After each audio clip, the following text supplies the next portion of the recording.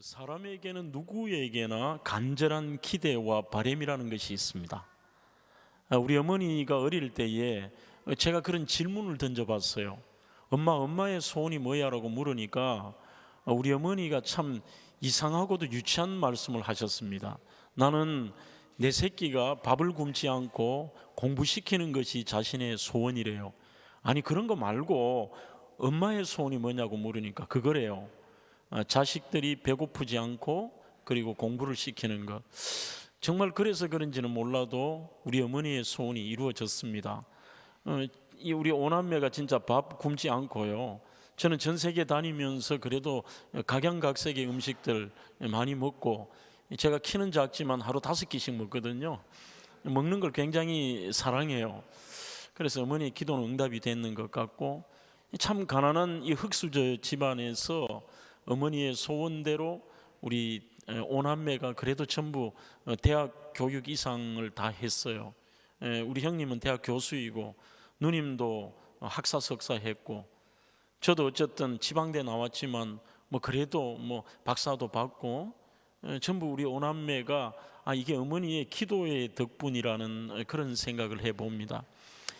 어찌 보면 저는 그 부모님의 소원은 잘못되었다라고 생각을 하지 않은데, 우리가 신앙생활하면 오늘 이번 제가 제 전체 주제를 이렇게 잡아보았습니다. 깊어지는 인생, 깊어지는 신앙. 우리들의 삶을 통해서 보면 신앙생활을 수십 년 하고 중직자가 되어도 신앙이, 자기는 굉장히 나 40년 신앙했습니다, 나는 장로입니다, 나는 목사입니다라고 얘기하는데 그 신앙이 조금도 제가 보기에는요, 이 깊지를 않는 경우가 많습니다. 그렇지만 어떤 분들은 예수 믿은 지 6개월밖에 안 됐는데 어떻게 저분이 저런 말과 행동과 삶을 살지, 그렇게 깊은 인생을 사는 분들을 보기도 한다는 거죠.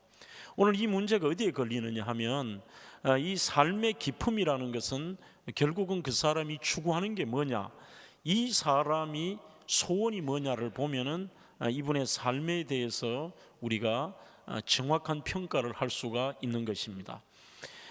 제 은사였던 미국의 제 석사과정 은사가 바로 그 유명한 기도, 돈, 섹스, 권력이라는 책을 쓴 리차드 포스터라고 하는 영성신학자가 있습니다. 이분의 그 유명한, 여러분들이 아마 여기 계신 분들도 많이 읽으셨을 거예요. 돈, 섹스, 권력, 그리고 기도, 뭐 이런 유명한 책이 있는데, 그분의 강의를 들어보면 사람들은 굉장히 폼나는 것처럼 살아가지만 결국 그 속에 예수 그리스도가 점점 희미해질 때 나타나는 것은 3가지밖에 없다. 뭐 포장을 하고 자기는 뭐 고상한 척하고 대단히 뭐 자기가 깊은 인생처럼 굉장히 멋진 인생처럼 보이지만, 모든 인생에서 그 표현이 참 재밌습니다. 예수 그리스도가 희미해지면, 예수가 희미해지면 결국 그 3가지, 그 욕심에 따라간다는 거죠. 돈과 섹스와 권력. 이 3가지가 그들의 소원이 되고 욕망이 되고 바람이 된다는 것입니다. 제가 어느 날 인터넷에서 이런 글을 한번 보았습니다. 어느 날 누군가가 당신의 소원을 들어준다면 이라고 하는 제목이에요. 이 청년들의 얘기인데 이렇게 적어놓았습니다. 1년 동안 돈 걱정 없는 백수로 놀게 해준 다음에 전 세계 여행을 하며 온갖 사내 진미를 맛보고 좋아하는 취미생활을 실컷 해본 다음에 좋은 직장 찾아서 정년까지 일할 수 있게 해주세요. 이게 막 공감하시는 분이 있을 거예요. 있는데 저는 이것을 나쁘다고 생각하지는 않습니다. 우리 믿는 사람도 노후를 준비해야 되고 또 열심히 살아야 되고, 내 취미생활하는 거, 그거는 전도서에 보면 나쁜 게 아니라 우리가 열심히 해서 누리는 것은 하나님의 축복이라고 되어 있습니다. 하지만 그게 우리 삶의 목적이 되어서는 안 될 거 아니에요. 목적이. 너 왜 사느냐, 당신 왜 살아 하지만 말은 그럴듯하게 하는데 전혀 그렇지 않는 경우를 보게 되는 것이죠. 특히 R.C. 스프롤이라는 분이 하나님의 기뻐하시는 삶이라는 책에서 보면은 최소한도로 당신이 그리스도인이라고 하는 명칭이 붙어 있다면 남들과 다른 간절한 이 비전과 바람이 있어야 된다. 그러니 그게 잘못된 게 아니라 세상적으로 돈을 우리가 많이 벌겠다, 그리고 내가 청년들은 나 예쁜 여자하고 결혼도 하고 그리고 내가 어떤 권력을 가지고 비전을 가지고, 이게 나쁜 소원은 아니지만 최소한 그것보다 우선되는 우리가 추구하는 그 간절한 우리만의 그 비전, 우리만의 추구하는 원하는 게 있어야 된다는 거죠. 원하는 것이요. 오늘 여러분들 본문에 보면은 사도 이 빌립보서 1장에서 나의 간절한 기대와 소망을 따라하는데, 그 기대라는 말 자체가 헬라어로는 아포도기안이라는 말이거든요. 그 아포도기안이라는 말은 내가 고개를 들어서 어떤 한 방향을 하니 간절히 쳐다보는 것을 이렇게 얘기하는 거예요. 그러니 사도 바울이 간절히 쳐다보는 것이 무엇이냐라는 것이죠. 오늘 배경을 조금만 설명해 보겠습니다. 어떻게 이 본문이 나오게 되었느냐 하면, 빌립보서는 바로 사도 바울이 로마에서 가택연금이 되었을 때 이 빌립보서를 쓴 거죠. AD 62년에서 63년에는 감옥이 아닙니다. 바로 자기가 로마에 있던 그 셋집에서 사람들을 맞아들이기도 하고 자기가 밖에 나갈 수 없을 뿐더러 거기에서 집필도 할 수 있고 찾아오는 사람을 만날 수 있는, 야 너는 재판, 지금 말하면 미결수인 거예요. 미결수로 거기서 대기를 한 상태였고, AD 67년에 68년은 진짜 우리 그 로마에 가면 감옥 있지 않습니까? 착고에 차해져서 감옥에 있다가 결국 목이 잘려서 죽잖아요. 지금 이것은 바로 AD 62년에서 63년경에 가택연금이 되었을 때입니다. 그때에 그의 이 가택연금의 소식이 그가 2차 선교 여행 때 세운 바로 유럽 쪽의 첫 번째 성인 이 빌립보 성에 있던 그 빌립보 교회 성도들이 이 얘기를 들은 겁니다. 야, 우리 교회 설립자인 바로 바울 선생이 로마에서 지금 고초를 겪고 갇혀 있단다. 그러자 남을 돕기를 좋아했던 이 빌립보 교회가 쉽게 지금 말하면 선교 헌금을 모은 거예요. 선교 헌금을 모아서 에바브로디도라는 사람의 편으로 이제 실지 로마에 가서 바울을 만나고 그 다음에는 그에게 헌금을 전한 거죠. 자, 그때 바울이 얼마나 기뻤던지, 여러분들 빌립보서의 주제가 기쁨이라고 하는데 좀 맞지 않아요. 자기가 현재 언제 죽을지도 모르고 가택연금이 되어 있고 한데, 빌립보서의 주제가 기쁨이라는 의미는 이것입니다. 바로 빌립보 성도들에게 쓴 편지인데, 이들에게 내가 꼭 해주고 싶은 메시지가 있는 거예요. 너희들 왜 이렇게 사냐는 거죠. 그래서 첫 번째는 너희들이 그리스도인의 표징이 뭔지 아느냐? 칼빈이라는 분도 그의 책에서 이렇게 얘기합니다. 여러분들은 뭐라고 생각하세요? 내가 예수 믿는다는 표시, 내가 예수 믿는다는 사인이 뭐예요? 칼빈은 그의 책에서 이렇게 얘기합니다. 우리의 깊은 내면에서 감사로 가득가득 차 있고, 그 감사가 내 삶의 얼굴과 삶의 기쁨으로 나타나는 이것을 그리스도인의 표징이라는 거죠. 주일 되면 교회 가고, 그리고 나는 헌금하고 봉사하고, 이게 그리스도인의 표징이 아니라 핵심적인 그리스도인의 표징은 내 삶에, 우리 찬양을 하지만 그 감격이 사라졌잖아요. 나 같은 사람이 구원받은 그 은혜 하나만 해도요, 날 구원하신 주 감사, 모든 것 주신 감사, 지난 추억이네 감사. 우리가 모든 게 감사한데 이걸 잊어버리는데, 그러면 그리스도인이 아니라는 거예요. 그래서 툭 건드려도 우리 속에는 감사로 충만하고, 그리고 내 삶 속에 이 조건과 상관없잖아요. 우리는 찬양은 많이 부르는데 그게 안 돼요. 이게 성도의 표정이. 높은 산이 거친 들이, 아주 극적이에요. 초막이나 궁궐이나 내 주 예수 모신 곳이 그 어디나 하늘나라. 그러니 높은 산, 그리고 초막은 초가집을 말합니다. 초가집에 살든지 궁궐에 살든지 내 주 예수 모신 곳. 처음에 제가 원고에 썼듯이 예수가 힘해지지 않으면 우리에게 나올 것은 그 어디나 하늘나라로 감사로 살고 기쁘게 산다는 거예요. 그러면 지금 이 빌립보서의 대상인 빌립보 교회에 무슨 문제가 생겼느냐? 이들이 처음에 바울이 교회를 바로 그 자주장사 루디아의 집에서 시작된 교회가 얼마나 교회가 행복했던지요.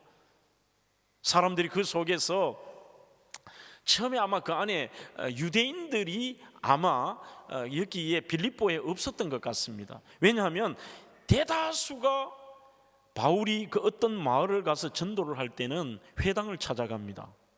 회당을 찾아가면 거기에서 말씀을 전가하는데, 빌립보는 그 큰 도시였습니다만 이 큰 도시에 회당이 없는 거예요. 유대인들은 10명만 되어도, 남자 10명만 되어도 무조건 회당을 만듭니다. 그런 지역에서 교회를, 자주장사 루디아의 집에서 교회를 만들었는데 너무너무 해피한 거죠. 예수 믿는 게 여러분들 특징이 진짜 그렇지 않아요? 우리가 그 감격이 잊어버려서 그렇지, 처음 내가 예수 믿을 때 한번 생각해 보세요. 얼마나 행복한지, 기쁜지.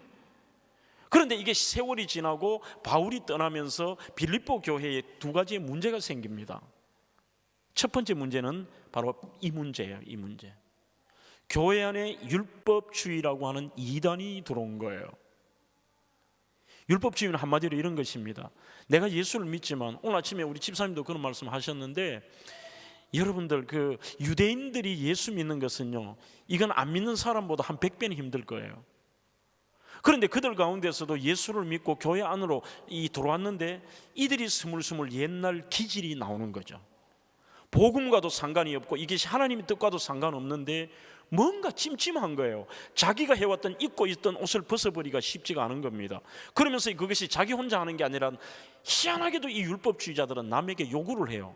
그런데 저는 2000년 전이나 지금이나 똑같다고 봅니다. 교회 안에서 이단 없는 것 같습니까? 여전히 오늘 이 시대도 교회 안에는 율법주의가 있고, 그리고 뒤에 제가 언급할 이런 문제도 있어요. 율법주의자들은 이런 겁니다. 뭔가 좀 찜찜해. 야, 예수 믿어도 너무 기쁘고 너무 자유로워. 아니, 우리가 성경에 보면 안식일을 지키라 했는데 왜 주일을 지키지? 그리고 성경에 할례를 하라고 했는데 왜 예수 믿으면서 할례를 안 해? 예수의 복음을 아는 것처럼 보이지만 정확하게 아는 건 아니에요. 예수님이 율법을 완성하셨다 했는데도 그거를 받아들이지 못하고 자기가 해왔던 기질과 방법과 자기의 사고를 못 버리는 거예요. 이게 여러분들 한국교회가 왜 어려운지 아세요? 바로 그 문제에 걸리는 거예요. 교회 안에서도 전부 자기의 기준이에요. 자기가 해왔던 방법, 내가 이랬는데, 내가 저랬는데.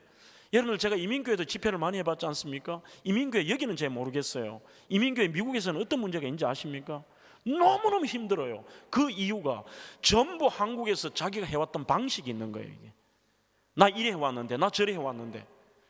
그러니까 그것이 하나의 자기의 기준이 돼버리면서 남들이 그렇게 하지 않았을 때는, 내 방식으로 안 할 때는 받아들이지를 못하는 거예요. 이게 바로 율법주의입니다. 그래서 그 율법주의자들이, 야, 예수 믿어도 안식일 지켜야 돼. 자기 혼자 그럼 지키든지. 이게 남들까지 요구를 하고요. 이 율법주의자들은 강한 거거든요. 그 다음에는 뭐를 얘기하느냐? 할례도 해야 돼. 너 우리 예수 믿으면 할례지. 성경에 할례하라 그랬잖아. 이게 처음에 하나 둘 하던 것이 나중에는 613가지의 모든 율법을 다 지키니까 이분들은 얼마나 그 어깨가 무거울까. 기존 예수 믿는 것도 그런데 거기에다가 이 사람들이 주님의 뜻과 상관없는 기쁨과 감사가 사라져버리고 어깨가 이만큼 무거운 거예요. 이거 해라 안 해라? 너 이거 왜 안 해? 너 왜 안식일 안 해? 아직 왜 할례 안 해? 너 이거 안식일날 이거 하면 안 되는데 너 여보 보니까 이거 저기에 물 떠났네? 이런 것들을 통해 기쁨이 다 뺏어가 버린 거예요. 그래서 바울의 의도는, 빌립보서는 신앙의 핵심이 뭐냐? 한 성경에서 기쁨이라는 단어를 17번이나 씁니다. 그리고 자기 이야기를 해요. 전부 기뻐요. 기뻐할 게 뭐 있어요? 지금 자기 가택연금 되어서 이 영감님이 어떻게 될지도 모르는데, 너희들이 나를 아직도 잊지 않고 있다는 게 난 너무 기뻐. 야, 이렇게 에바브로톤 편에서 나한테 찾아온 것도 기뻐. 그리고 이렇게 얘기합니다. 오늘 예수가 힘이 지지 말라는 거죠. 주 안에서 기뻐하십시오. 내가 다시 말하노니 기뻐하십시오. 심지어는 4장에 넘어가면서 아무것도 염려하지 말고 모든 것은 너의 기도와 간구로 간구하면서 하나님께 감사함으로 아뢰라. 염려하지 말라는 거예요. 그 염려가 뭔지 아시죠, 여러분? 염려라는 것은 메림나온 메림나스라는 뜻은 자기 목을 자기가 조른다는 뜻입니다. 그래서 그 염려는 우리 염려할 거 다 있다니까요. 염려할 게.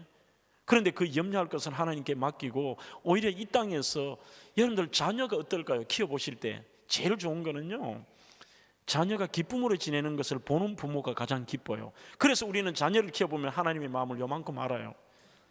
부모가 사업이 좀 어려워도 자녀가 어려운데 중학생 아이가 학교 갔다가 인상을 심각하게 쓰고 온갖 삶의 염려를 가지고 아버지 일을 어떻게 합니까? 일이 좀 해결돼 갑니까?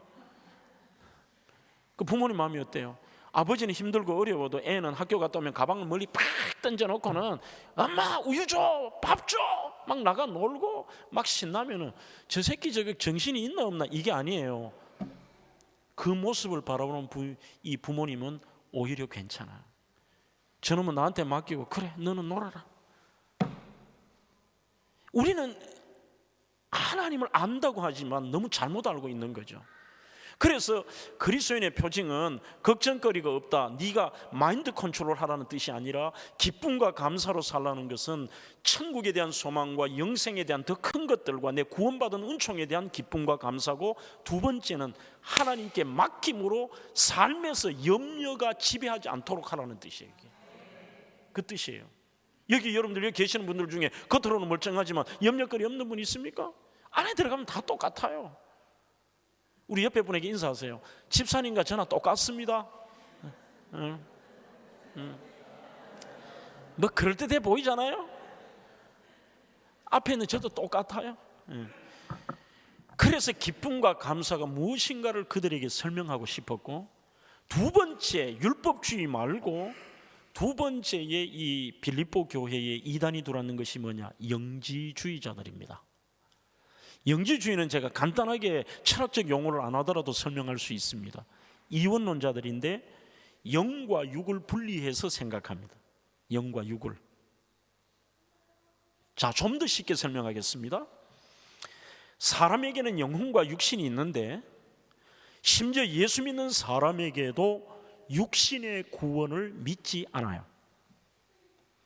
요즘 이 시대도 육신의 구원 믿지 않는 다락방 같은 이단들 깊이 들어가 보면요, 그 영지주의가 있어요.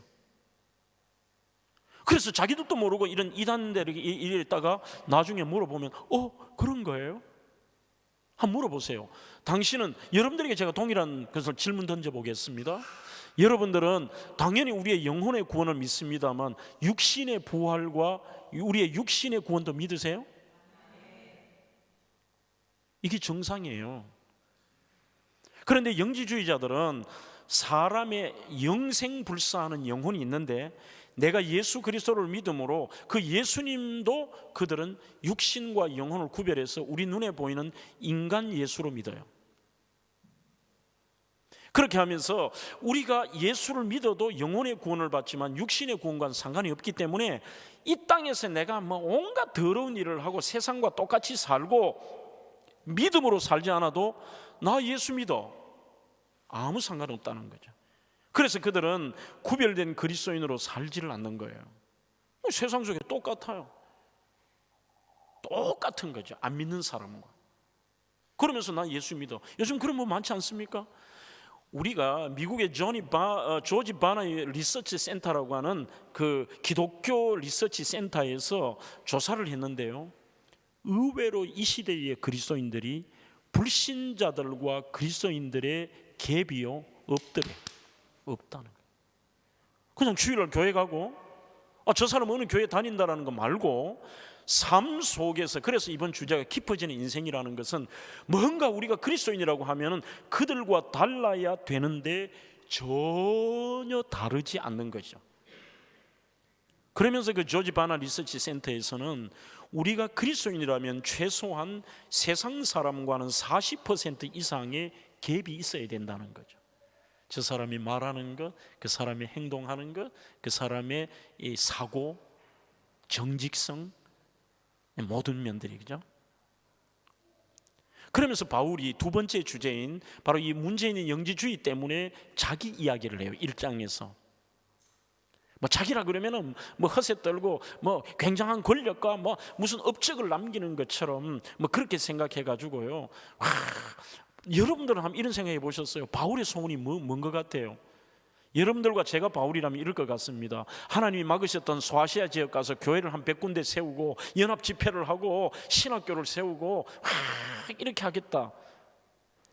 뭐 어찌 보면 거룩한 소원인데 또 다른 말로는 자기의 비전이 욕심이 될 때도 많습니다. 요즘 목회자도 그런 분들 많지 않습니까? 어찌 보면 자기의 욕심이 비전이라고 착각할 때가 많습니다. 여러분들도 그렇습니다. 말은 그럴듯한데 자기의 욕심이 하나님의 영광과 비전이라고 생각할 때가 많습니다. 우리가 이런 찬양도 부르잖아요. 하나님의 꿈이 나의 비전이 되고, 그래요. 그런데 그 찬양 쉽게 하는 거 아닙니다. 대다수가 하나님의 꿈과 상관없는 내 꿈이 하나님의 꿈이라고 착각할 때가 많다는 거죠. 그래서 제가 오늘 이 본문을 읽으면서 오래전에 굉장히 충격을 좀 받은 거예요. 이게 왜 충격을 받았느냐 하면 바울의 소원이 의외로 너무나도 소박하다 못해서 자기에게 집중이 돼 있다는 거죠. 우리는 무슨 업적, 교회 100군데 세우고 선교사 100명 파송하고 신학교 세우고 내가 뭐 이런 게 나 이런 일 했어, 나 이런 꿈과 비전, 나의 간절한 기대와 소망은 이 땅에서 나 교회 100군데 세우는 거야, 그럴 줄 알았는데 오늘 이 1장에서 너희들 제발 그러지 말라는 거예요. 우리의 삶 속에서 세상 사람과 다르게 살아가고 내가 그리스도인으로서 하나님 앞에 어떻게 살 것인가에 대한 이야기를 오늘 바울이 하고 있는 겁니다. 나의 간절한 기대와 소망을 따라 아포카라도기안, 머리를 들어 이거 목표로 달려간다는 거죠. 이게 목표로요. 여러분들 여기는 어떤지 모르겠습니다. 한국은 요즘 제가 보면 좀 많이 이 젊은 청년들 이상한 것 같아요. 그래서 이 코로나를 통해 사탄의 고도의 전략인 것 같습니다. 이 믿는 모습이 지금까지도 그래도 어찌 명맥을 유지하다가 지금 이 코로나 이후로는 훨씬 더 이상해져 버렸어요. 그리고 문제 있는 것과 비상한 것들이 당연하게 돼버렸습니다. 요즘 이 청년들을, 기독교인들 중에 문제 있는 이런 플로팅 크리스찬이라는 말 들어보셨습니까? 이 붕 떠 있는 거예요. 교회라는 이게 아니라 뭐 그냥 내가 급하면 방송을 통해, 인터넷을 통해 예배 드릴 수 있고, 뭐 그것도 아니면 내가 그냥 성경 한 절 읽으면 되고, 내가 꼭 그 교회를 가야 돼?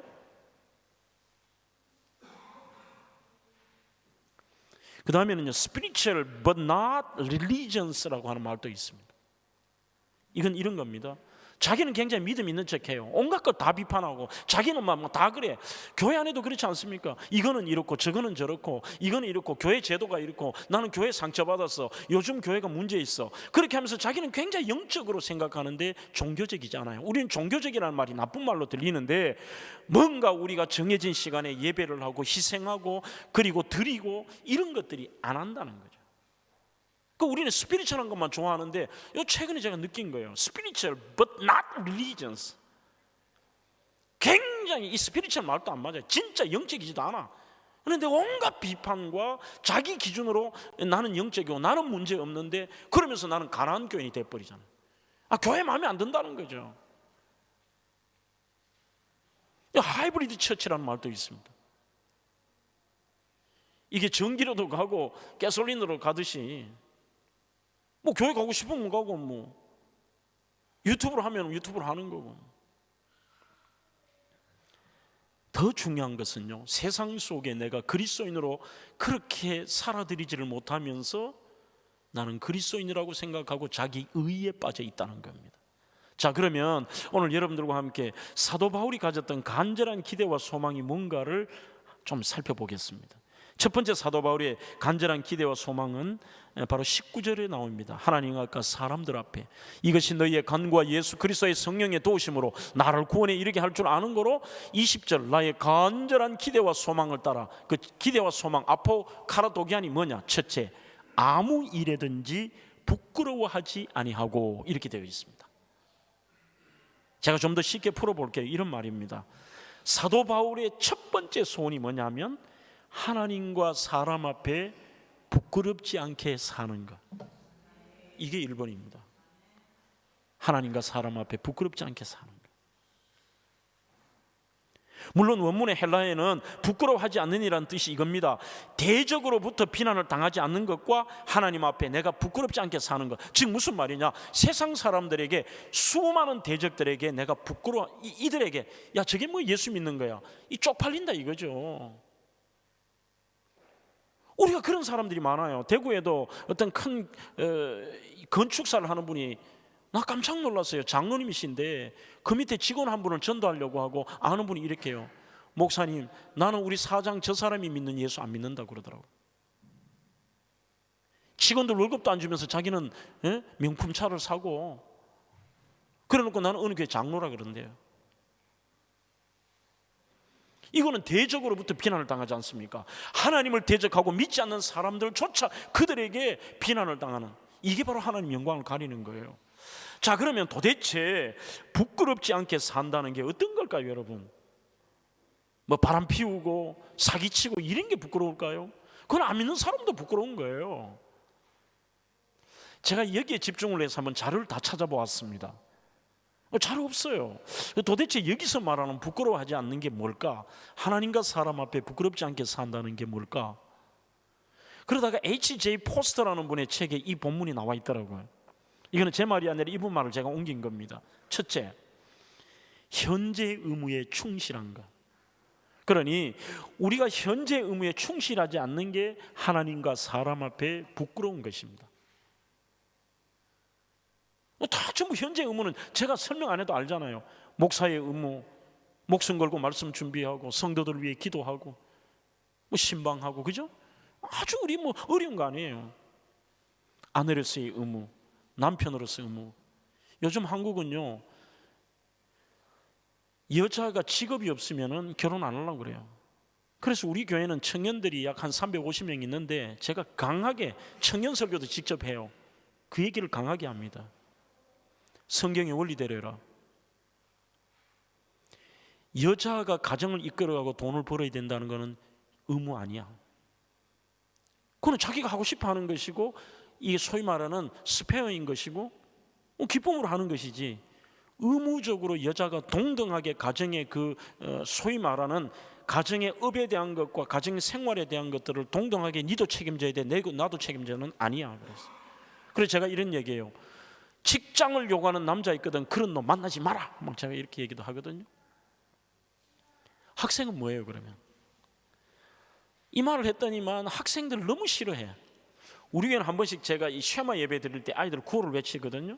중고등학생들은 이렇게 얘기해요. 공부하다가 죽는 것은 순교다, 막 이렇게 하라고 그러거든. 그러면 또 옆집사들은 또 와서 얘기해. 목사님, 그런 얘기는 좀 자주 해주세요. 그래. 아이고, 내가 참말로.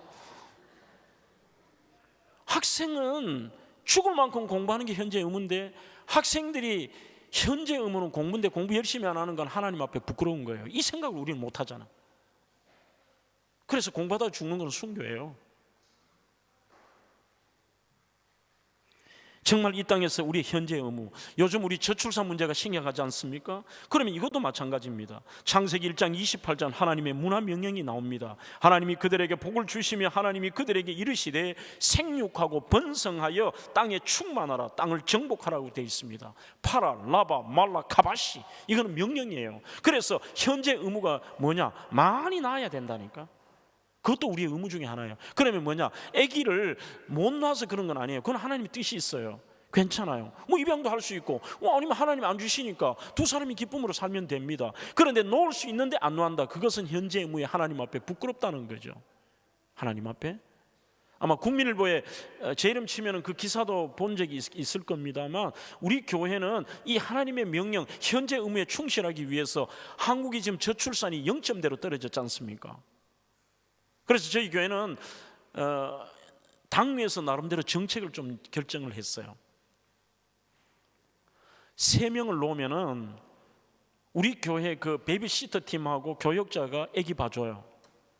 봐주고 자기들이 원하는 때에 막내 셋째가 1살이 되든 2살이 되든 3살 오케이. 일주일간의 제주도 여행, 그리고 못 가시면 그 경비를 드려요. 4명을 놓으면은 성지순례를 보내드려요. 못 가시면 그 경비를 드려요. 근데 이건 아무것도 아니야. 5명이 중요해. 5명을 놓으면 그 5명이 대학 졸업할 때까지 교육비를 우리 교회에서 다 대줘요. 그렇다고 교회에서 교육비 주네, 애 5 낳아야지, 아무도 없어요. 없는데 중요한 건 왜 그러면 하느냐, 우리 교회 한 명 있어요. 한 가정이 5명이 나왔는데 이게 얼마나 소중한 것이고 축복이라는 것을 알려주기 위해서 하는 거죠. 알려주기 위해. 세상의 일과 하나님의 일을 제발 분리하지 마십시오. 이거는 교회 일, 이거는 주의 일, 이거는 세상 일 아니에요. 우리가 직장생활 나가면 남들보다 더 열심히 해줘야 돼요. 학생들은 열심히 공부하고 내 삶에 그게 하나님과 사람 앞에 부끄럽지 않는 삶. 두 번째는 우상 숭배하지 않는 것이라고 되어 있습니다. 우리는 이거는 뭐 당연한 얘기로 보입니다만 H.J. 포스터는 하나님보다 더 마음에 두고 사랑하는 모든 것이 우상이다, 이렇게 되어 있습니다. 돈이 되든 섹스가 되든 권력이 되든, 요즘은 또 취미가 많죠. 우리 교회도 그런 분이 몇 분 있더라고요. 골프가 요즘 우상인 분도 많더라고요. 로마서를 보십시오. 로마서 12장 2절에 너희는 이 세대를 본받지 말고 오직 마음을 새롭게 함으로 변화를 받으라고 되어 있습니다. 이게 영어 성경 가지신 분 보시면요, Do not conform any longer to the pattern of this world라고 되어 있어요. 그러니까 이 세상의 패턴을 우리가 쫓아가지 말라는 거죠. 세상이 그러면 이게 부끄러운 줄도 모르고 막 세상 따라가는 거예요 이미. 그리고 무슨 옛날 방식으로 하는 거는 구태의연하게 생각하고 뭔가 고리타분하게 생각하잖아요. 그러니 이게 우리가 시대가 아무리 변해도 변치 말아야 될 진리와 우리가 가야 될 길이 있고, 그리고 시대를 따라가야 될 것도 있잖아요. 아무리 변해도 우리가 그리스도인으로서 따라가지 말아야 될 것. 옛날 같으면 이 교회에 우리 피아노가 있을 수 있을까요? 드럼이 있을까요? 요즘 또 희한한 분들도 많아. 할배들 모르면 또 막 그래. 자, 피아노는 안 된다고 생각하지만 드럼은 또 안 된다고 생각하는 분이 있어요. 이 피아노도 옛날에는 선술집 악기입니다. 우리 한동안 제가 어릴 때만 해도 교회 안에서 기타를 치거나 드럼을 치면은 막 장로님들 와서 막 기대기 때리고 막 이랬다니까.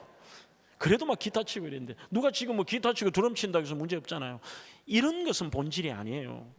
오늘 이 악기를 통해 하나님의 영광을 드러내는 귀한 도구가 되지 않습니까? 그런데 신앙의 본질에서의 우리가 이 세상의 패턴을 쫓아가서는 안 되는데, 너무 많이 이게 부끄러운 줄도 모르고 막 쫓아가는 거죠. 쫓아가는 거지. 세 번째, 새 속에 물들지 않고 구별되게 사는 것이라고 되어 있습니다. 그러자 여러분들 거룩하게, 이걸 말하는 게 아닙니다. 지금 우리 한국교회는 뭔가 좀 극단적이에요. 잘못된 율법주의도 있고 그러면서 이 영지주의도 있어요. 옛날 어르신들은 교회 안에서 교회를 힘들게 만드는 분들이 율법주의자들이 많아요. 이거는 이래야 되고 이거는 저래야 되고, 목사님 이걸 어떻게 이럴 수 있습니까? 이런 분들은요, 주일날 아이들이 뭐 어떤 하나 밥 하나 사 먹었다고 동네가 시끄럽고, 이분들은 목사님도 그런 분 많아. 검은 양복을 입고 성경책을 들고 목소리도 말이지 너무 가볍게 하면 안 돼요. 응? 오늘 한국 부흥사들은 또 왜 목소리를 또 왜 그래 하는지 몰라. 그렇게 하면 좀 거룩하게 보이는가 봐요. 내가 물 한 모금 먹고 흉내 한번 내볼게요.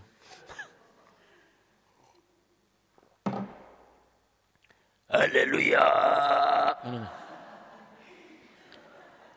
좀 거룩해 보여요? 그렇게 신령해 보입니까? 뭔가 막 기도 많이 하고 막 할렐루야, 할렐루야. 목도 실라.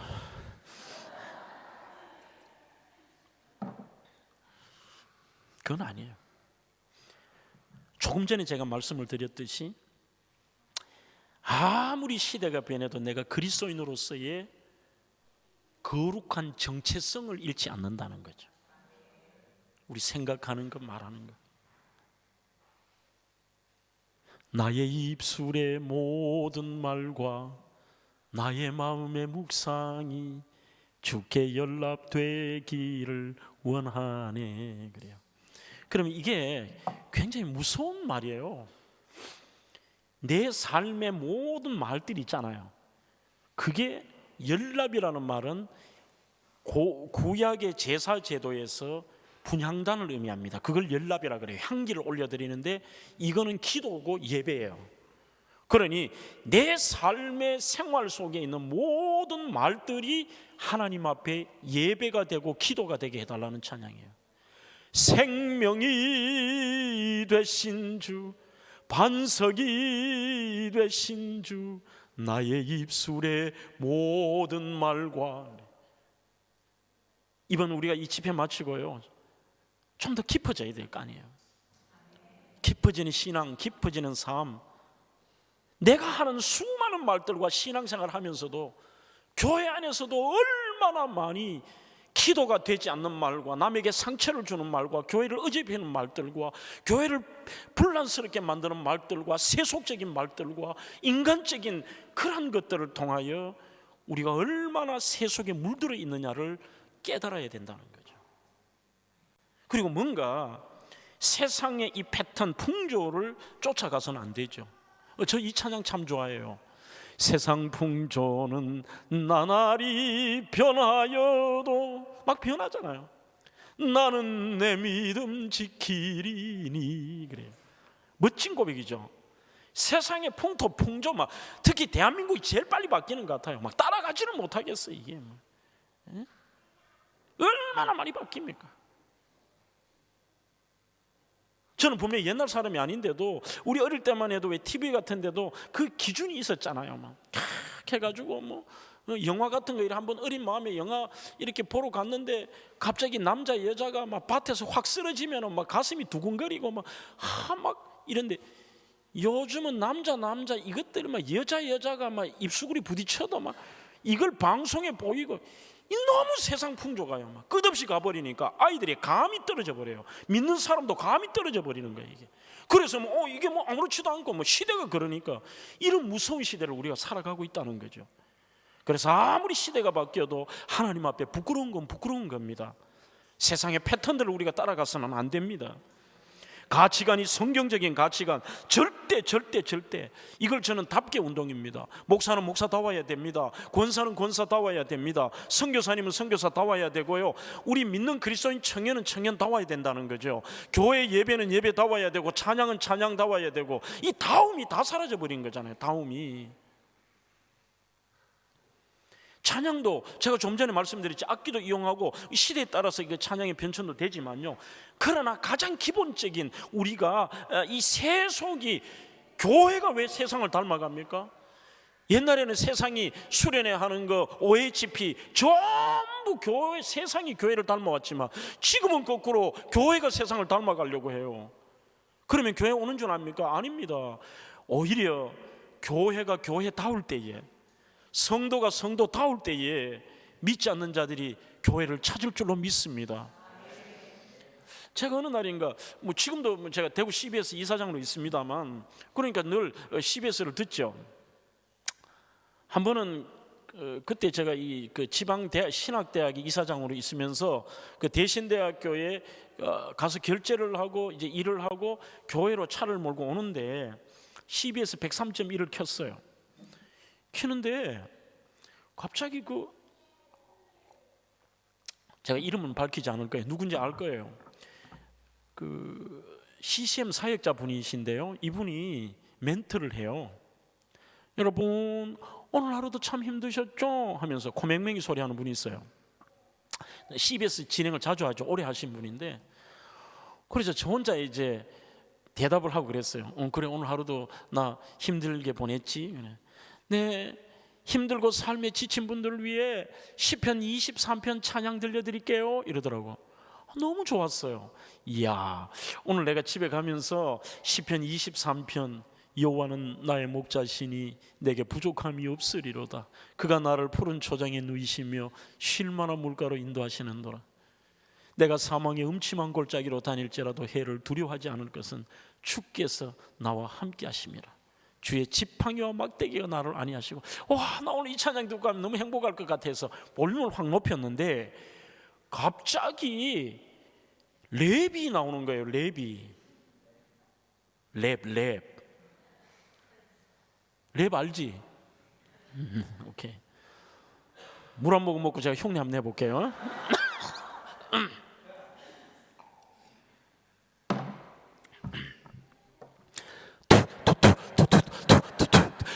여호와는 나의 목자.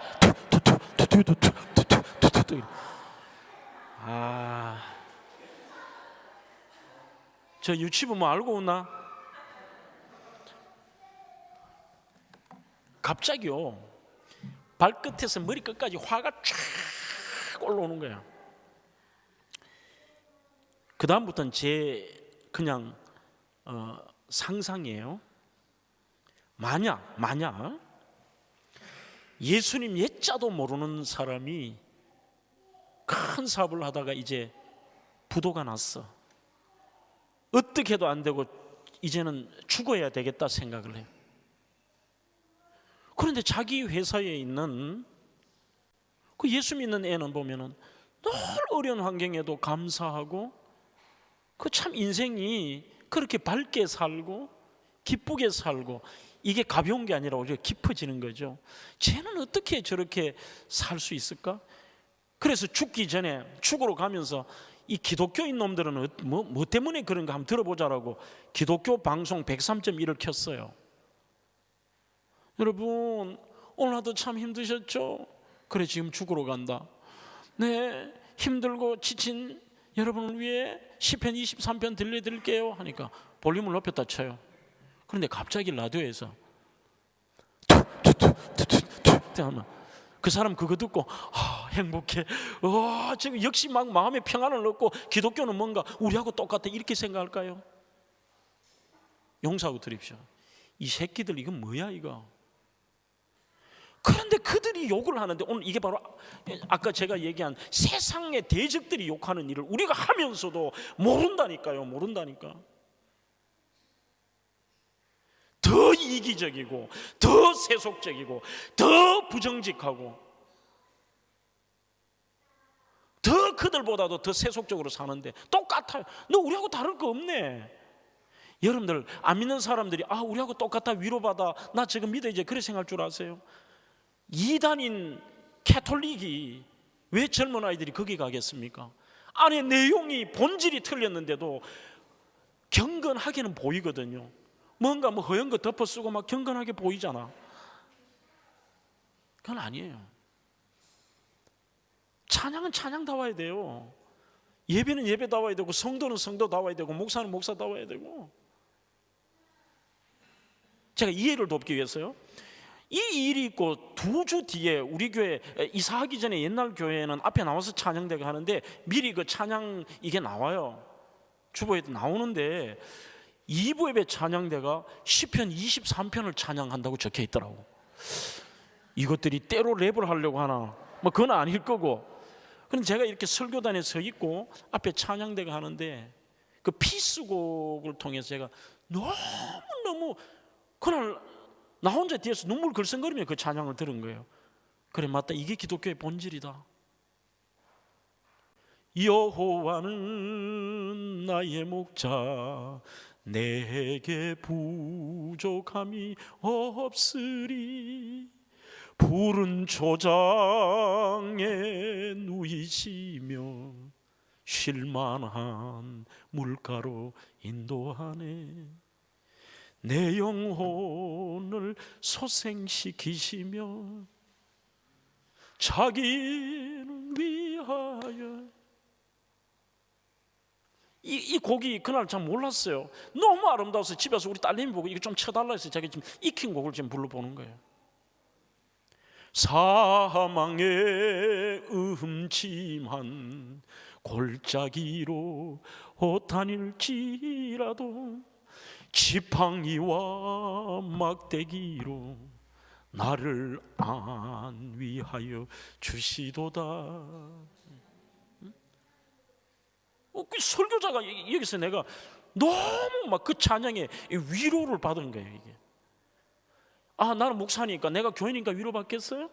안 믿는 사람도 기독교다운 그런 가사와 오늘 이 영적인 그런 찬양을 들을 때에 그들의 심령이 움직여지고 그들의 말씀을 들을 때 깨달음이 임하고 성령이 그들의 마음을 터치하는 거지. 우리가 지금 현재 기독교 안에서 맨날 모이면 싸우고 맨날 모이면 인간 주장하고 맨날 세상으로 닮아가니까 교회는 어지럽고 하나님의 영광은 가리고 이게 얼마나 하나님 앞에 부끄러운 줄을 모른다는 거예요. 네 번째, 하나님 앞에, 사람 앞에 부끄럽지 않게 사는 것은 유혹과 불의 앞에 끝까지 믿음을 지키는 것. 이거 당연한 것입니다. 창세기 39장 7절에 요셉의 사건이 좋겠습니다. 요셉이, 우리는 쉽게 생각하는데 스카펙이라고 하는 정신과 의사, 이분의 책에 보면은요, 성경의 2930명의 모든 인물들 중에 자기가 정신과 의사로서 생각하기에 정신병자가 될 수 있는 1번이 요셉이래요. 어릴 때 일찍 어머니 돌아가셨죠. 여기에서 형제들의 상상할 수 없는 핍박을 받고, 이게 보통 핍박이었습니까? 형님들은 이미 어른이고 자기는 애인데 하고, 아버지가 편애하는 게 좋은 게 아니에요. 그러면서 형들이 자기를 죽이려고 하는 충격, 죽음의 충격을 겪었고, 그리고 먼 나라에 미래가 없는 생활. 그 중에서 사람이 미래가 있으면 살아남습니다만 미래를 알 수 없습니다. 종사로 다면서. 그랬던 그에게 유혹이 찾아옵니다. 요셉에게 눈짓을 하다가 보디발의 아내가 동침하기를 원하니, 이렇게 되어 있습니다. 그런데 이게 여러분들 히브리어 원문에 보면은 단회적 사건이 아닙니다. 반복적이에요. 한번 우연히 만났는데 내가 이 흉내가 될지 모르겠다. 하룻밤 자자. 너도 외롭고 나도 외롭고 내가 너의 배경이 돼주마. 이거 아니에요. 집요하게 반복적 용법이에요. 또 유혹하고. 우리는 남의 일을 너무 쉽게 생각합니다. 성경의 대다수의 일들은 쉬운 게 없습니다. 믿음의 조상들의 일들이 쉽지 않은데 우리는 쉽게 생각합니다. 늘 자기를 투영해 보면 돼요. 지금의 내 말고 내가 요셉이라면 그런 일을 당하고 그런 위치에서 오늘 보디발의 아내가 유혹, 그것도 주인이 죽을 수도 있는데 유혹을 했어요. 어떻게 될까? 저는 생각해 봤어요. 내가 요셉이라면 어떻게 했을까? 이 상황 속에 요셉에게, 장창수에게 눈짓하다가, 계속 눈짓하다가 동침하기를 청하니 하니까 나는 내 답을 얻었어요. 내가 이 상황에 던져졌으면 이 보디발의 아내 눈치 보면 알 거 아니에요? 이 아내가 유혹하기 전에 내가 먼저 아지매요 그랬을 것 같아, 솔직하게. 그런데 그가 이렇게 얘기해요. 39장 9절에 아지매요, 내가 어찌 이 큰 악을 행하여 하나님께 죄를 짓겠습니까? 그 말은 설사 인간적으로 내가 그러할지라도 어떻게 하나님 앞에 죄를 짓겠습니까? 이게 우리가 하나님과 사람 앞에 부끄럽지 않는 겁니다.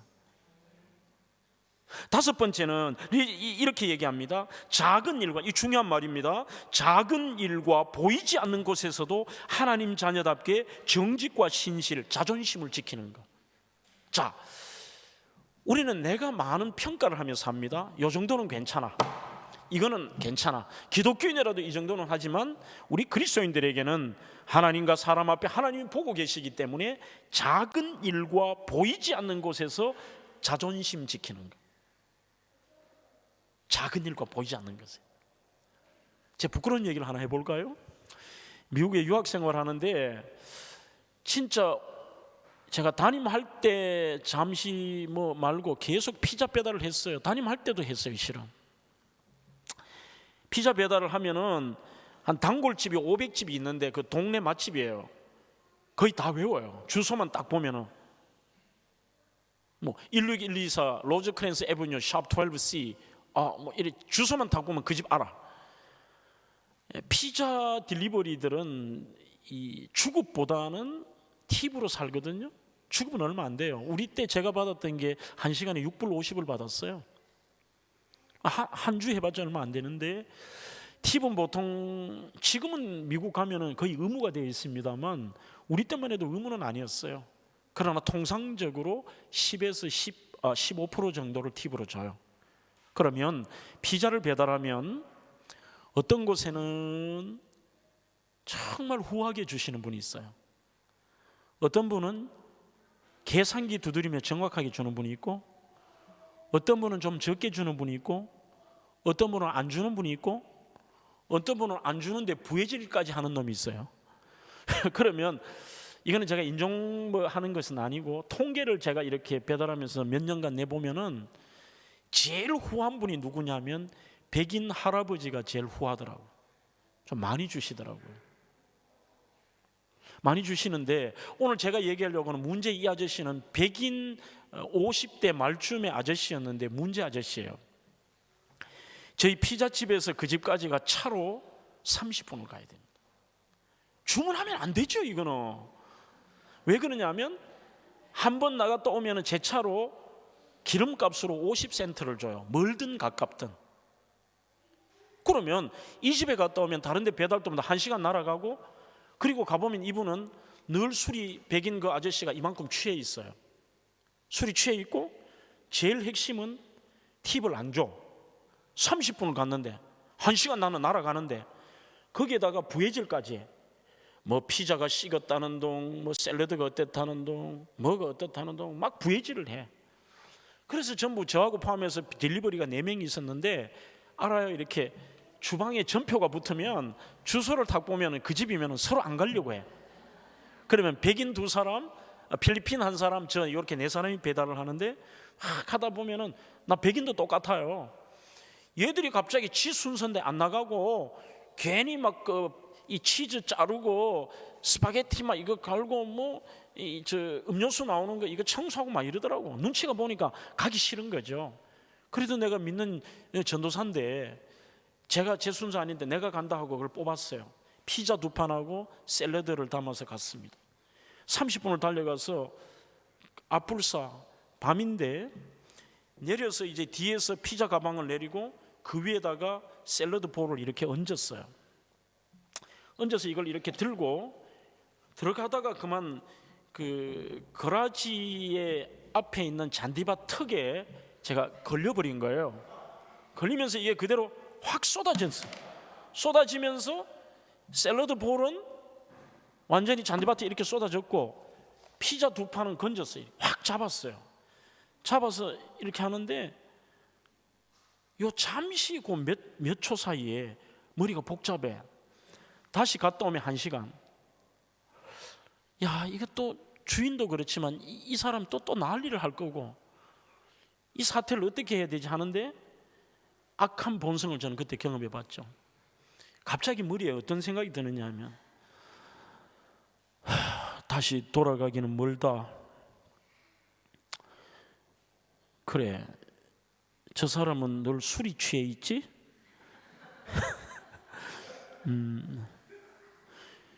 에이씨, 팁도 안 주잖아.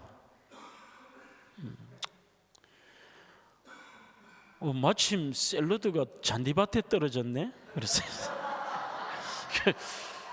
그래가지고 하얀 샐러드 볼을 열고 양상치, 토마토 2쪽, 까만 올리브 있잖아요. 올리브. 다행히 그 렌치 드레싱은 이렇게 통에 담아서 안 쏟겼더라고. 넣고 뚜껑을 닫았어. 피자는 뭐 지금 신경을 못 썼어요. 또 찌그러졌을 수도 있겠지만 들고 배달을 이제 하고 눌렀어요. 배를 누르니까 나왔어요, 그분이.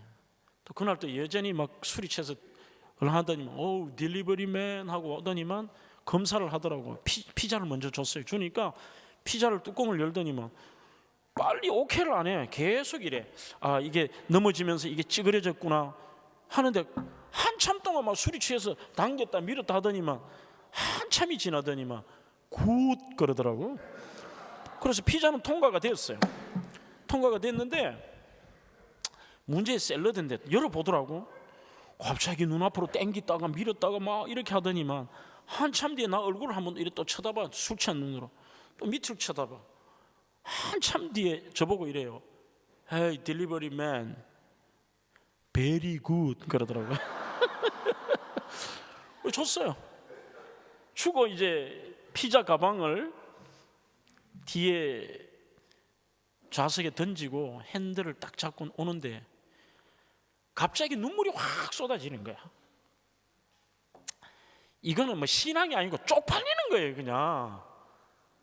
그냥 쪽팔려. 이게 오늘 하나님과 부끄러운 건데 그냥 쪽팔려요. 그냥 야, 내가 저 술 취한 놈 앞에서 이 샐러드 하나 가지고 와 정말 이 장창수 쪽팔린다 막 이거 있잖아. 이게 그래서 막 할 말도 없고 계속해서 이 말로 하나님 죄송해요, 하나님 죄송해요. 이거 내 같은 놈이 무슨 목회를 하고 뭐 유학 와서 뭐, 야 이게 쪽팔린다. 내가 이게 이 작은 일에 내가 이 정도라면 내가 큰 일에 내가 어떨까. 이거 뭐 쪽팔리는 거예요 그냥. 그래서 주인에게도 말을 못했어요. 못하고 제가 목회를 하면서 나중에 한참 뒤에 미국에 안식을 올 때 가서 그 피자집에 갔습니다. 가서 주인에게 그 얘기를 했어요.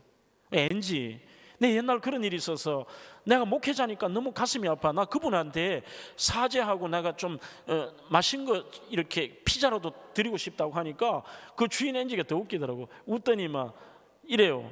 너 그렇게 안 해도 된대. 왜 하니까 그 사람 죽었대. 이미 죽어버리니까 나는 갚을 길도 없잖아요. 갚을 길도 없잖아. 오늘 제 부끄러운 얘기를 한 거예요. 우리 진짜 쪽팔리는 거 많이 하면서도 교회 안팎에서 쪽팔리는 해도 몰라요. 그래서 하나님과 사람 앞에 부끄럽지 않게 산다는 이 자체가 정말 이게 쉬운 게 아니구나. 바울이 왜 이게 그의 간절한 기대와 소원이었다는 것을 깨달을 수 있었던 것입니다.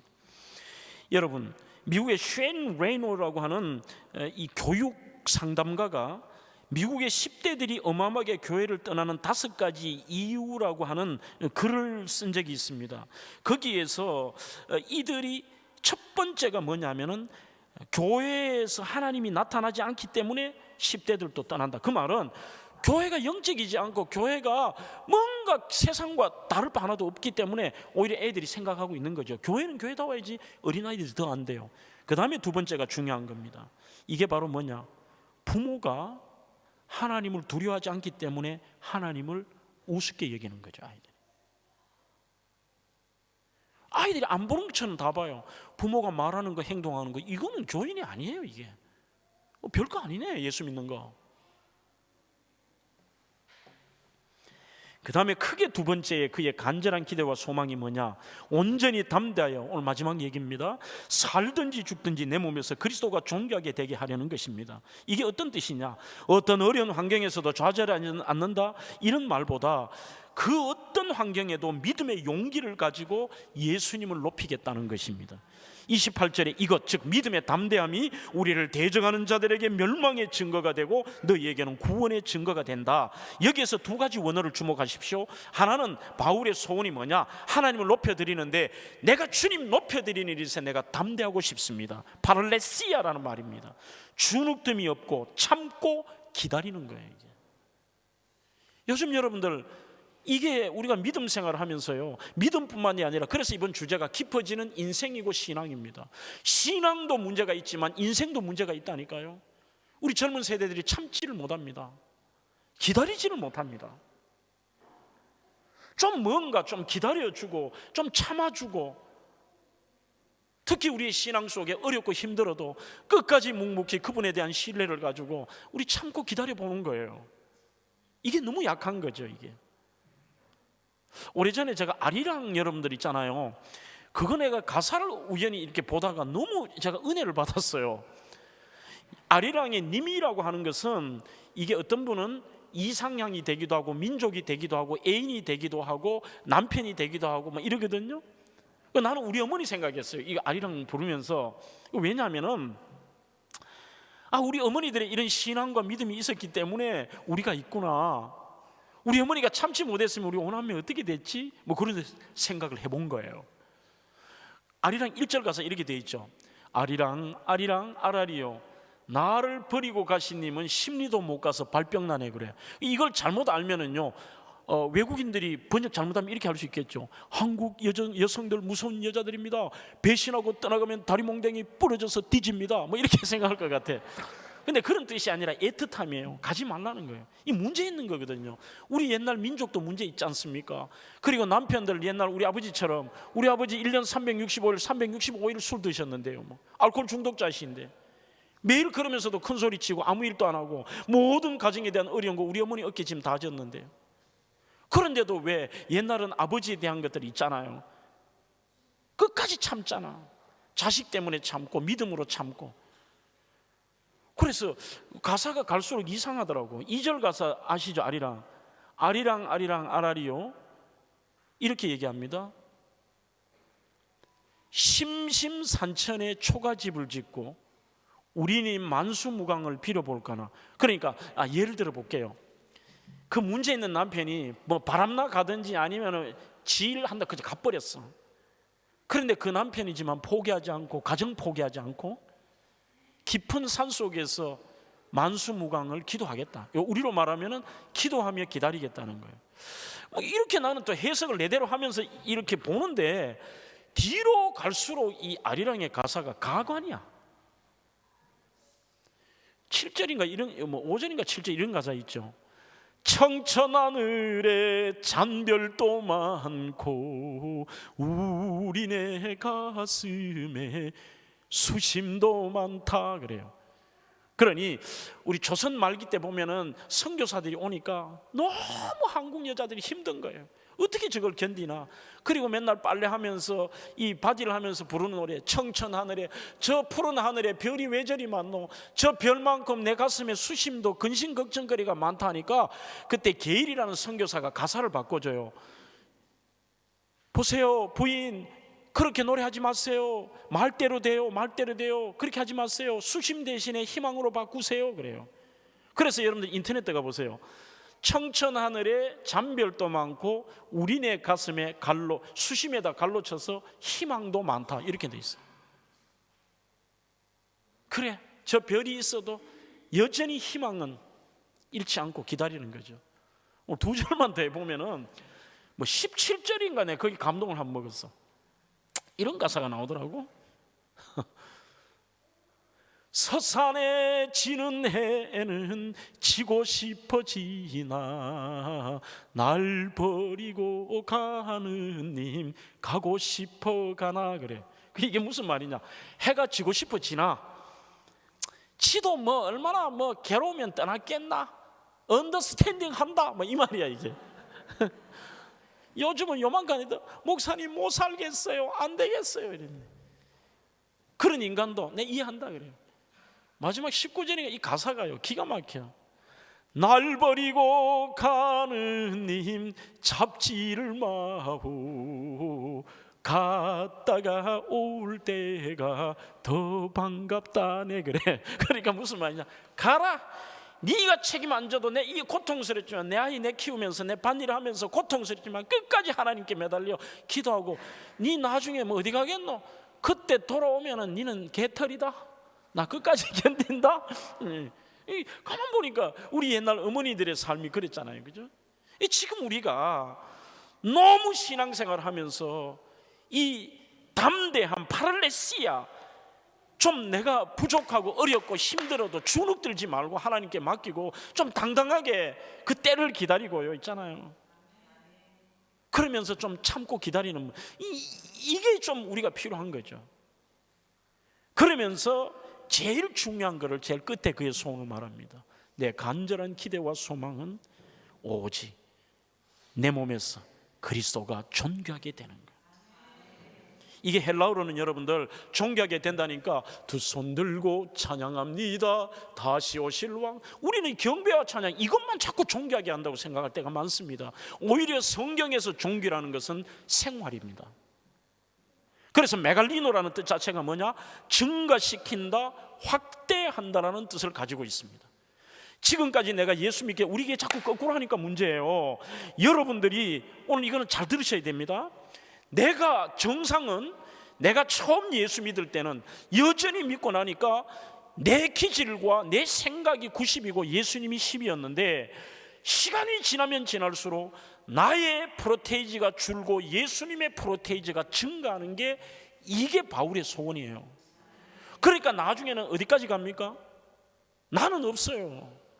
갈라디아 2장 20절의 말씀처럼 내가 그리스도와 함께 십자가에 못 박혔나니 그런즉 이제는 내가 산 것 아니요 내 속에 그리스도께서 사신 것이라. 이제 내가 육체 가운데 여전히 살지만 육체 가운데 사는 것은 나를 사랑하사 나를 위하여 자기 몸을 버리신 하나님의 아들을 믿는 그 믿음 안에 사는 것이라. 최종 목표 뭐냐? 나는 죽고 예수만 사는 거. 내가 없는 거예요. 그런데 우리 솔직한 고백해 봅시다. 어떨까요? 이게 지금 거꾸로 간다니까. 처음 예수 믿을 때는 예수님 위해서 헌신하겠습니다, 내 뜻은 없습니다, 주의 뜻에 맞추겠습니다 해놔놓고도 시간이 지나면 지나고 중직을 맡고 우리의 시간이 가면 하나님 앞에 가기 전까지도 점점 자기가 확대돼요. 교회 안에서 내 뜻, 내 생각, 내 의지, 내 판단, 내 방법, 내 기질, 이게 문제인 거예요.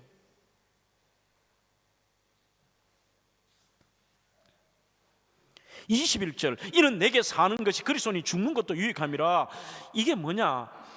원문을 얘기해 죄송합니다. 에모이 가르토젠 크리스토스 카이토 아포데나인 케르도스 몰라도 되는데 제가 한번 그대로 직역을 해보려고요. 왜냐하면 나에게 사는 것은 그리스도이시고 죽는 것은 나에게도 이득이 되기 때문입니다. 이렇게 되어 있습니다. 그러니 무슨 말이냐? 우리는 나는 죽어버리고 예수만 높여드리고 내 기질도, 내 욕망도, 내 방법도, 내 말도 이거 다 없애버리고 오직 예수, 순종하고 믿음으로 오직 예수의 뜻을 쫓는다, 이러면 나는 희생하고 자존심 상하는, 이게 아니라 바울은 이렇게 얘기합니다. 이게 나에게도 대단히 유익하더라는 거죠. 유익하기 때문에 나 그렇게 한다는 겁니다. 사람들은요, 가만히 보면 전부 자기 높이는 데 익숙해요. 신앙이고 뭐가 없습니다. 특별히 우리 한국 교회는 조금이라도 자기 자존심을 못 내려놔요. 그거 건들면은 전 세계에서요, 자기 상처받았다고 교회 떠나는 건 대한민국 교회밖에 없습니다. 이게 신앙의 본질 때문에 떠나는 사람은 없습니다. 모두가 자기 자존심 때문에 떠납니다. 이게 하나님 앞에 얼마나 부끄러운 줄 모르고. 그런데 그게 자기에게도 유익하다니까요. 우리가 나를 죽이고 예수님의 프론테이지를 메갈리노 한다는 것은 이게 굉장히 우리의 삶에 유익해요. 이게 제가 유치한 얘기 하나 해볼까요? 어떤 부부가 둘 다 자존심이 대단한 부부가 있어요. 이 장로님과 권사님은 싸웠다 그러면은요, 장로님이 집을 나가, 권사님은 집을 문을 잠궈. 둘 다 대단해. 그럼 맨날 첫날요, 이게 자존심을 세운 줄 모르지만 둘 다 자존심을 꺾지 않았지만 행복하진 않잖아. 여러분들 교회 안에서 여러분들이 그렇지 않습니까? 여러분들이 일상 바깥의 생활이 어떻습니까? 여러분들이 자존심을 내세울 때마다 행복합니까? 오히려 내가 내 자존심을 내려놓고 내 것을 내려놓을 때 행복함을 느낍니다. 그래서 이 두 분이 한 번은 은혜를 받았어요. 성령 체험하고 나니까 이렇게 살면 안 되지 싶어서 이제 나 자존심 내려놓을래 그러면서 또 다퉜어요. 다투자 이 장로님이 자기도 모르게 버릇이 돼서 탁 나가다가 이거는 아니지, 멀리 안 가시고 아파트 문 앞에서 이렇게 서성거렸어요.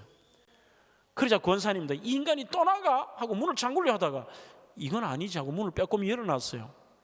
그러자 안에서 갑자기 찬양 소리가 들리는 거예요. 권사님의 찬양 소리가 어서 돌아오, 어서 돌아만 오, 지은 죄가 아무리 무겁고 크기로 하여. 무슨 뜻인지 알죠? 그러자 장로님이 활짝 웃으면서 멀리 멀리 갔더니 처량하고 곤하여. 할렐루야. 그렇게 사는 거지. 맨날 이거는 이렇고 저거는 저렇고, 이게 아니네. 이게 시간 있으면 할 텐데 마치려고요. 어제보다는 좀 짧게 하려고 이렇게 정의를 내려봅니다. 윌리엄 앤더슨이라는 분이 바울이 왜 그렇게도 자기의 소원이 될 만큼 자기를 계속 낮추고 예수님만을 높였을까? 이 윌리엄 앤더슨은 세 가지 이유를 말합니다. 첫째,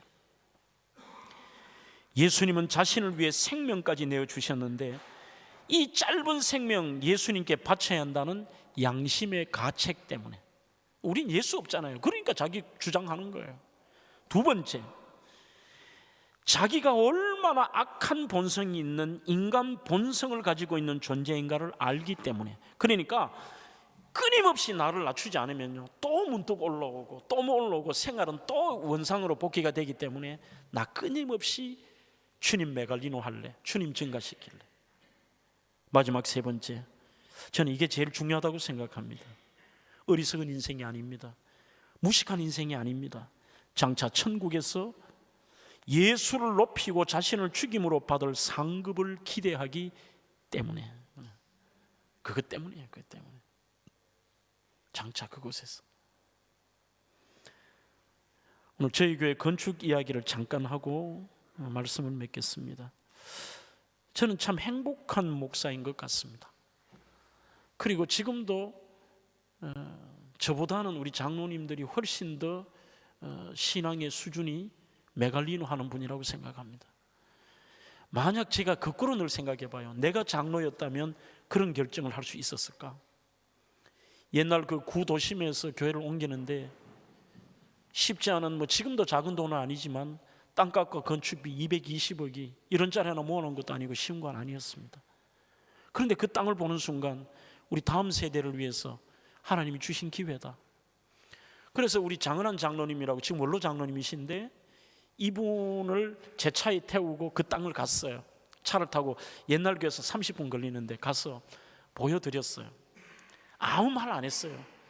장로님 이렇게 한다, 이렇게 말도 안 하고. 그렇게 하면서 그때는 이 교회가 부흥하면서 옛날 교회 자리에 지으려고 했는데 여기는 빌라에 둘러서서 레미콘도 들어가지 못해요. 나는 그 옆에 있는 대로를 생각했는데 이 어마어마한 땅이 나온 거죠. 그냥 보여드리고 교회 오니까 장로님이 무슨 뜻인지 알아요. 건축위원장 장로님이, 목사님, 예, 그 땅에 교회 짓고 싶으시죠? 예. 그러자 목사가 해야 될 말을 장로님이 하시더라고요. 그 장은환 장로님이, 목사님, 한 주간 목사님도 기도하시고 저도 기도하고 한 주 뒤에 다시 얘기를 하면 좋겠습니다. 목사가 기도하자는데 당연히 이해하죠. 한 주 뒤가 되었습니다. 장로님 표정이 그렇게 밝지 않았습니다. 저도 그런 마음을, 저도 내려놓음이라는 거, 내가 내 욕심이 아니잖아.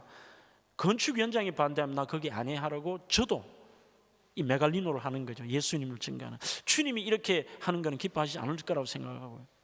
그러자 그분이 첫 마디를 이렇게 했습니다. 목사님, 그분이 주유소를 두게 하는 분인데 장사꾼 머리로 제가 한 주간 기도하면서 아무리 계산을 해도 계산이 나오지 않습니다. 그래서 제가 이렇게 했습니다. 장로님 알겠습니다. 그래서 장로님이 이래요. 그러나 우리 목사님이 기도하며 다음 세대를 위해 기도하며 결정했기 때문에 제가 앞장서겠습니다. 이러시더라고요. 그렇게 우리가 시작을 해서 지금부터 10여 년 전에 그 비전을 가지고 9년 전에 건축을 완공하고 지금의 위치에 서게 되었습니다.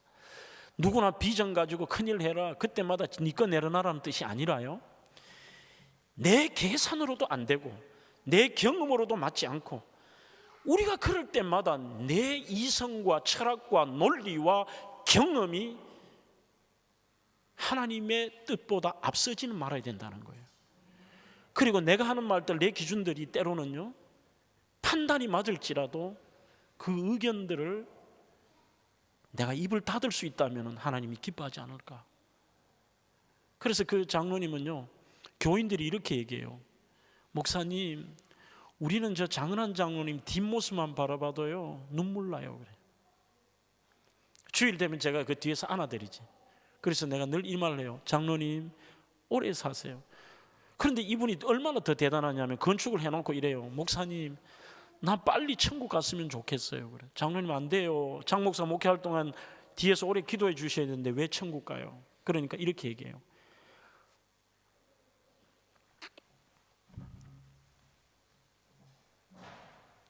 하여튼 목사보다는 100배 나은 분이야. 나는 그런 믿음 없는 것 같아. 혹시나 사람들이 이 건물을 보면서 저거 장은환 장로가 건축했다라는 이 소리가 하나님 영광을 가릴까 봐 빨리 하나님이 데리고 갔으면 좋겠다. 이분은 철저하게 낮추는 분이에요.